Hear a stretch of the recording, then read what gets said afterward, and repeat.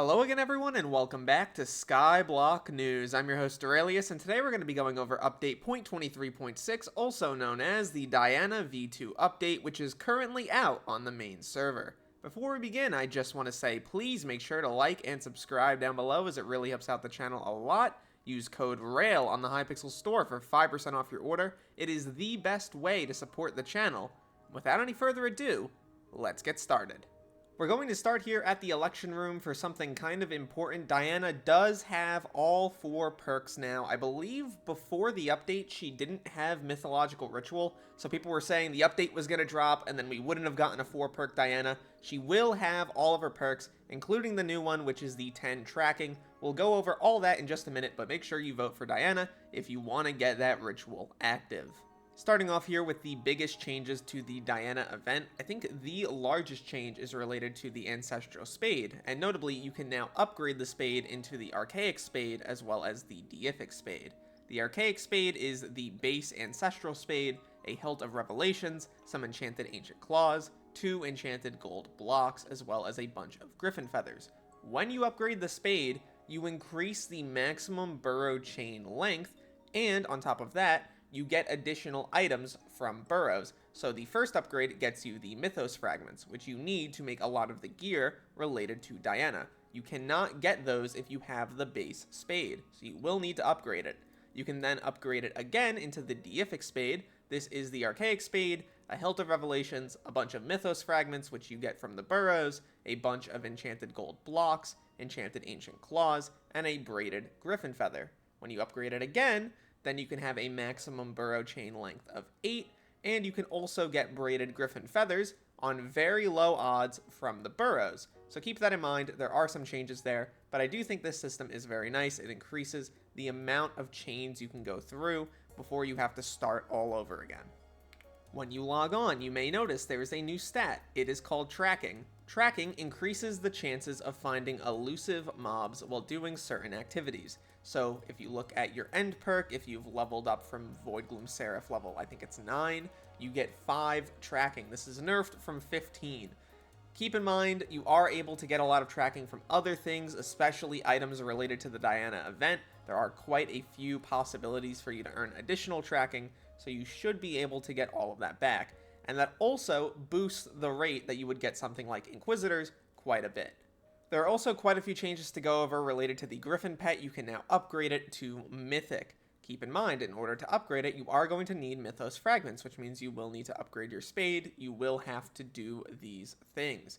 As well, you'll also need 2 braided Griffin feathers, you'll need 2 stacks of enchanted ancient claws, and 3 stacks of enchanted gold blocks, so it will be relatively expensive. Top of that, you obviously need the base Griffin upgrade stone. When you upgrade the pet, obviously you're going to get a new perk, the perk's fine, whatever. I think the bigger thing is that it actually increases a lot of the drop rates from mobs in the Mythological Ritual event. If I go over to my Inquisitor, you can see there are now 2 Inquisitors here. An Exalted Inquisitor and an Empyrean Inquisitor. The difference is in the prefix before the mob's name. So an Exalted mob means that you have a legendary pet. An Empyrean mob means you have a mythic pet. And as you can see, the loot is better for the Empyrean mob rather than the Exalted mob. It goes from a 1% chance of getting Chimera to a 1.25% chance of Chimera. On top of that, the actual common loot also increases. Notably, the ancient claws go from 16 to 32. So keep in mind, upgrading your pet is incredibly important to increasing the total drop rate of Chimera books. That's not all though, there are additional things I want to go over here. There are new mobs, they can drop things like, for example, the Manticore, and as you can see, this Manticore can be made into a Manticore Claw, and it costs a lot of enchanted ancient claws, 5 stacks, as well as a stack of enchanted gold blocks, but this item copies 10% of your active pet's combat stats, which means that it could be kind of useful if you're trying to make a setup with certain pets. Definitely something to keep in mind. There's also the Golden Fleece that I wanted to go over here. This is another drop. You can get this with the Shimmering Wool. I believe this is from King Minos, or one of the mobs in the very, very late stage of the event. But this drops from that mob, and you're able to combine it with a bunch of enchanted wool, a braided Griffin feather, and a bunch of enchanted gold block stacks. This gives you 5 magic find on mythological mobs, some true defense, some strength, and some crit damage, as well as 15 tracking on Griffin burrows, meaning it's going to be very good if you're trying to maximize your rates of rare drops. There are also 2 full sets of gear related to the event. The first set of gear is the Challenger's gear. This has the ability Mythos Might, which grants you double the armor stats while in the hub during Diana's mythological ritual. To craft it, it's nothing too crazy. It's a bunch of ancient claws, enchanted gold ingots, as well as griffin feathers. There's even equipment. Once again, nothing too crazy in terms of the recipe. It also has some pretty nice tiered bonuses that reduce the amount of damage you take from mythological mobs. But there's also the Mythos Armor. Mythos Armor is the upgraded form of Challenger's gear. You upgrade it with Mythos fragments as well as enchanted gold blocks, and this just gives you additional health, defense, strength, but also gives you another tiered bonus for the armor, which grants you magic find on mythological mobs. And if I go over to the equipment, it gives you another tiered bonus, which grants you more coins from killing mythological mobs. So keep in mind, there are going to be reasons for you to get this set and upgrade it if you are doing Diana, because the double stats are A, crazy, but also the magic find goes kind of hard from the armor, and on top of that, the coins go kind of hard from the equipment. The Derailious blade has been changed around quite a bit. It doesn't give you base magic find anymore. It grants you damage and magic find on mythological mobs per bestiary tier you have across all of them. So as you can see right here, the mythological bestiary tiers I have, 74, gives me 22.2 magic find. Obviously, I need to do a lot more Diana. Also, keep in mind, it now only copies the combat stats of the active pet, not all of the stats, so you will be losing out on quite a bit of magic find in that regard, but you will be making back some of that magic find, not all of it, from stuff in the event. The Crown of Avarice is also quite a bit different now. Its ability Overindulgence means that mythological mobs deal 1.5x damage. You gain 5 times the amount of coins from Griffin burrows and mythological mobs, but they are consumed by the helmet. It grants you 2.5 magic find against mythological mobs, and you deal bonus damage for each digit of coins consumed. So it's a little bit different, notably related to the magic find. It now only applies to mythological mobs, but with regard to damage, it should still be a solid option. There is also a bunch of changes to pet items in this update, all regarding the Hephaestus anvil. It can be used in crafting to upgrade pet items dropped from mythological mobs. So in order to craft this anvil, you need the Zog anvil, a bunch of Mythos fragments, a bunch of enchanted ancient claws, 2 braided griffin feathers, and a stack of enchanted gold blocks. There are also a bunch of these Hephaestus pet items, including remedies, souvenir, shelmet, plushie, relic, and urn. Some of these are new, many of these are returning, but basically what you're going to need to do is combine 3 of the base pet item, a Hephaestus anvil, and you get the upgraded pet item. So for remedies, it increases the pet's strength by 100%. For the souvenir, it gives you 10 sea creature chance instead of 5. For the shelmet, it gives you 20 true defense and makes the pet's owner immune to knockback. For the plushie, it gives you 50 bonus attack speed instead of 35. For the relic, it increases the pet's stats by 50% and requires 3 Minos relics instead of 33.3%. And finally, for the urn, this one's new. This is the Cretin Bulls drop. Instead of giving you 5 pet luck, it gives you 10. So keep in mind, this is a new upgrade path for your pet items. There's this new one, the Hephaestus relic, is probably going to be the best pet item in the game by far. So this is what people are going to want to go after, and it will require 3 Minos relics as well as the Hephaestus anvil. There have also been some more moderately sized changes. A bunch of the new mobs now drop some of the old pet items that the Inquisitor used to drop. Now the Inquisitor only drops Chimera, so keep that in mind.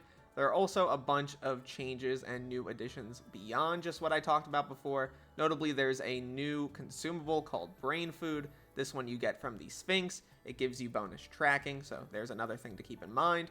There's the new Fabled Stinger. This upgrades Venomous. It's not going to be that crazy, but it is a drop from the Manticore. There's also a bunch of Carnival perks for you to keep in mind. Some stuff that gives you magic find, some stuff that gives you tracking. I believe there's one that gives you coins on the burrows.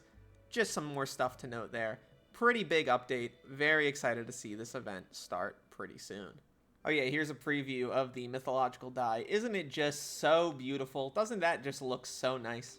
You can see it over at Vincent, and if I go over to the compendium, I believe it's right over here. So its drop chances are 1 in a million to 1 in 10,000 actually. And if I click it to expand, you can see that the Manticore and the King Minos have a 1 in 10k drop.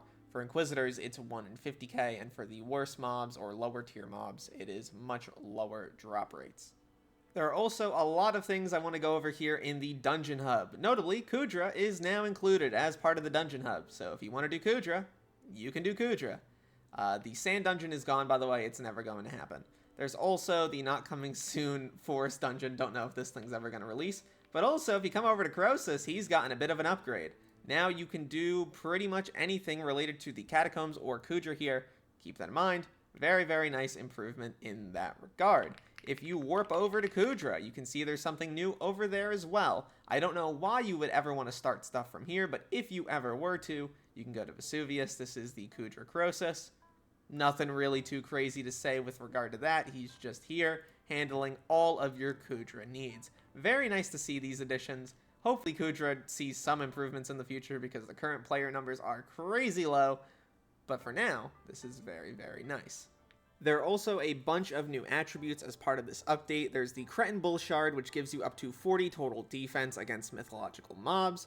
There's the Mythological Fortune Shard. This is from the Minotaur. This gives you up to 5 Magic Find against mythological mobs. In addition, there are a few more. There's Big Game Tracker, which gives you up to 5 tracking on Griffin burrows. This one's from the Sphinx. There's the King of Greed, which increases your coin gain from Griffin burrows by up to 10%.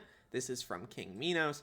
And on top of that, well, actually, no, that's it. So those are all the new shards. You get those from killing the respective mob with the Pocket Black Hole or with salts. So keep that in mind. You are going to be able to get some pretty nice, solid upgrades with regard to your attributes. For this last segment, we do have to go over the forum post as it has been posted. There isn't a ton of new information here, but I do want to go over it nonetheless. First, they talk about the greenhouse. They talk about the garden. It's going to be getting its most ambitious growth spurt yet before the year ends. There's entirely a new system going to be centered around the greenhouse, as well as major changes to farming tools, crop and visitor milestones, and a brand new farming currency. This is also related to synthesis or upgrade chips, farming chips, that strengthen every aspect of your garden. So this garden chip right here has the ability synthesis. Analyzing a mutation in the crop analyzer gives 1% more copper per chip level. So I imagine you can get a bunch of these and get a ton more copper whenever you analyze a mutation. Very interesting. Seems like we're also going to be getting rewards for unlocking new mutations, which was a whole different system. Very excited to see this. There's also Galatea's second island, which is the Taurus Canyon. Still planned for next year, this new island is currently in early development. Frankly, the build looks great, and I can venture to guess that the new tree is going to be like, you're going to have to chop this section first, and then this section, or something like that. Still though, very pretty trees, very nice to see that they're going with the canyon theming. 1.21 is obviously going to be utilized, the island looks pretty. Would like to see some more information in the future about what we're going to be doing there, but regardless, it's a great start. Wrapping up here, the Diana V2 event is not a crazy departure from the first iteration of the event. It just allows you to upgrade your spade, get some new mobs, get some new items, and notably improve a bunch of pet items. Chimera is much more common as part of this update, which is very nice to see. They made a change to the way burrows work. I believe now it's a 75% chance of being a mob and 25% chance of being treasure, meaning you should be getting mobs a lot more often, which means a lot more Chimera books. Players, I think, are really going to enjoy this edition. I do really wish this came with a new island that was separate from the hub, but for now, I think this is a pretty solid update. It's nice to see the new Croesus as well, in terms of Vesuvius, and the improvements to the Dungeon Hub are always great to see. Maybe it'll end up increasing the amount of people playing Kuudra, because they don't have to leave the Dungeon Hub for that. Definitely interested in hearing what you guys think about this update. A lot of stats did get changed around with this update. I believe we have about 20 less magic find than before in total, and the pet luck numbers have also dropped a little bit, but I think we're making up for that in terms of tracking, so maybe the rates kind of level out. I don't know. We'll have to wait and see how that all ends up. There will be people doing crazy analysis, I imagine. Once again, would love to hear what you guys think. Make sure to like and subscribe down below, as it really helps out the channel a lot. Use code RAIL and look to the future, fellas. I'll see you then.